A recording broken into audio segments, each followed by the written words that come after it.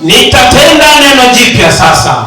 Tazama, nitatenda neno jipya sasa, litachipuka. Je, hamtalijua sasa? Nitafanya njia hata jangwani. Mtu mmoja na ashangilie. Atafanya njia hata jangwani. Watu wanasema vyuma vimekaza, na kukaza kwa vyuma huko mpaka nati imevunjikia, lakini tulio na Yesu sisi tunapendeza. Ndio maana wamama wa Ahava wanang'ang'aa. Ndio maana wadada wa Ahava wanametameta. Ndio maana baba mchungaji amepiga koti la kueleweka.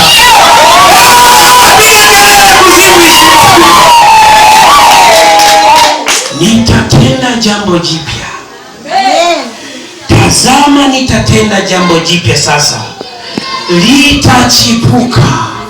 Kutoka kwenye hayo mawazo ya zamani, Mungu anakwenda kutenda jambo jipya. Amen. Katika hayo mapito, Mungu anakwenda kutenda jambo jipya. Hivyo ulivyo. Usifikiri Mungu anatendaga na kubadilisha hivi unakuwa kama kinyonga. No. Hivyo ulivyo. Katika udhaifu wako ukiwa na Yesu, hiyo ni fursa rafiki. Yaani ukiwa na Yesu na una udhaifu, mbinguni hiyo ni fursa. Amen. Sio, unaelewa? Amen. Katika hayo mateso na mapito, hiyo ni fursa. Muda umeisha.